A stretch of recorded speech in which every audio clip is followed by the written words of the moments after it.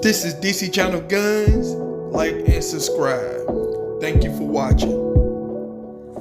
What up? This DC Channel Guns coming in a gun video. Appreciate you watching, like, share, and subscribe. I want to appreciate all my subscribers. I want to appreciate all the good information. I appreciate y'all for coming to the video. Appreciate you take the time out of your day to see what's going on here at DC Channel Guns. I want to appreciate all the new subscribers. Got a whole bunch of subscribers. I appreciate y'all. Appreciate the support and love and stuff over here. And like I said before, if you subscribe, even if you're not even subscribed, guess what? To my y'all the star, I'm just the messenger. And so over here, the ultimate goal over here is to uphold the Constitution, defend the Second Amendment. That is the ultimate prize. There is nothing else, people.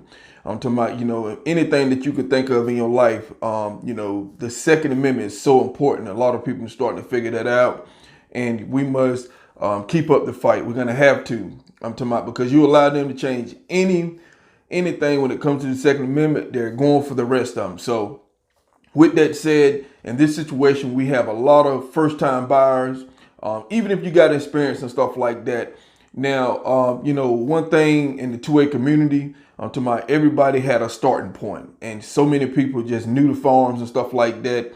Even if you have experience, one thing I always say that, you can never know enough, especially when it comes to farms and stuff like that, because, when I feel like you know too much, you're gonna hurt yourself or others. So like I said, safety is always number one. One of my rules is safety. First rule of safety for me is safety. The second rule, don't forget rule number one, is safety. Now, as a first-time buyer, me, with my experience, this is only my opinion, my experience. I've been carrying farm for over 15 years.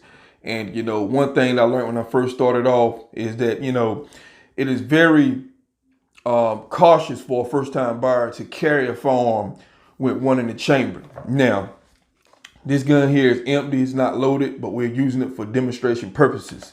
Now, there's a lot of farms out there. You have farms that don't have a safety lock here.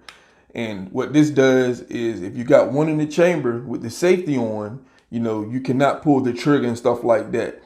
And the only way you can get around off is that the safety must be down. Now, with that said, a lot of first-time buyers are going to be hesitant to carry one in the chamber. I know it's going to be nervous and everything. I went through it. There's nobody in the 2A community say that they was very comfortable on day one carrying a firearm in the chamber. Like I said before, this is nothing but truth over here. You want somebody to lie to you, I'm not the one. But you have to get used to it.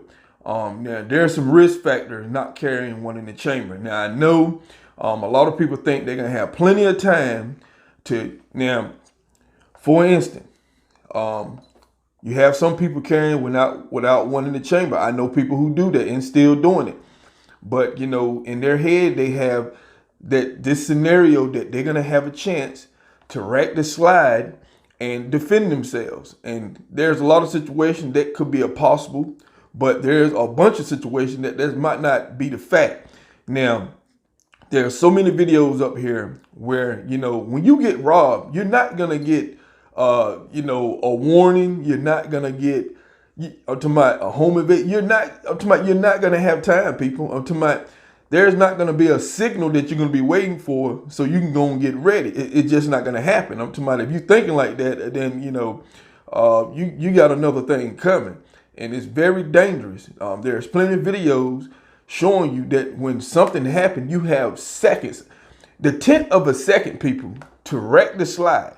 I don't think a lot of people understand how difficult that is. It sounds easy, but it's very difficult. I'm talking about, it's already a problem for you to draw your firearm to get it on target. But to draw it and try to rack the slide, and if you have someone that's armed, that's right on top of you and everything, people, this stuff happens very fast. So what I'm saying is, now, in a scenario where you don't have no one in the chamber, so that means you have to draw, rack the slide, and be on target at the same time. Within a 10th of a second, people, your life could be at stake, because the other person, they're already ready. Being ready is the key to everything. So even, there's a lot of people who carry with one in the chamber and a gun that has a safety on it. Now, like I said before, at the end of the day, a 10th of a second, this is something that you're going to have to practice a lot to get very quick and proficient on it. I'm talking about, you have to be ready to sweep that safety. Because, I'm left-handed, so you have to be ready to sweep that safety all in one draw. Now, it's easy, but at the same time, you get into a situation where the person is already on you with their farm. I'm talking about, just that sweep, your life could be at stake. So I'm talking about, these are some of the things you have to think about. And there's too many people carrying that way, thinking that they're going to have plenty of time. Now, there are some situations you might have time to do it. If you're home, you have a knock or something, or something don't sound right, you might have time to rack the slide and stuff like that. But, when it comes to personal defense, people, there's too many situations where you don't know when you're going to get robbed. At the ATM, going to your car, you just don't know. I showed a video of home invasions, 8 seconds, people, 8 seconds. And at home, if you're not ready, by the time, they come into your home or whatever, if you ain't got your stuff together, you in trouble. And, like I said before, carrying one hot is pretty much going to be your best scenario, because, you might not have both hands. Let's say that one of your hands you're not able to use the other hand because whatever situation that you're in, and you have to draw your firearm. But guess what? You don't have one in the chamber. I'm talking about, you might be able to put down the slide, the trigger lock. You might be able to put that down, and pretty much be able to defend yourself and stuff like that. But it is so many scenarios, and plus what people don't take in effect, the adrenaline, your mindset. I'm talking about, training is the biggest key when it comes to this stuff, and being comfortable carrying one in the chamber. You just have to get used to it and train with it. I know it's gonna be difficult. I did that. I had the thought in my head that I'll be able to have time to rack the slide and stuff like that. But it was too many scenarios that were happening that told me that, that was false. I'm talking about, it was just false of me to think that I'm gonna have time to do all that kind of stuff. I'm talking about, but carrying one in the chamber, you have police officers who carry one in the chamber. And sadly, a lot of them don't even get the chance to draw their firearm. That's how quick it is. Them are some of the things you have to think about, when you're out here carrying your firearm and stuff like that. But the notion that you're going to have time, people, get that out of your head. You have to get that out of your head quickly. And you follow the safety. Never put your hand on the trigger. There's too many accidents happen where people carry one in the chamber, and, just a slip of the mind, they don't pull the trigger, got the hand inside of the trigger area and stuff. Keep your hand out of the trigger area. That is rule number 1. This right here, this safety that a lot of people depend on, if you practice keeping your hand out of the trigger area, then guess what? That is your best safety. To my, this is good and stuff like that, but it is your best safety. Keep your hand out of the trigger area at all times, especially when you're carrying. When you're carrying a firearm, you shouldn't be drawing or putting it back in. There'd be no reason why you should be touching this. Carrying a proper holster to keep stuff out of the trigger area, whether you're pocket carrying or in the waistband or out the waistband and stuff like that. Keep stuff out of the trigger area. There's a lot of accidents that's been happening because of that reason. You have gun owners who are carrying properly and stuff like that. Now, there's a lot of ways people carry, independents carry, or however you want to carry. But the number one thing is, people, you must be ready. Because like I said before, there's a lot of people who had a firearm and guess what? Didn't have a chance to draw it.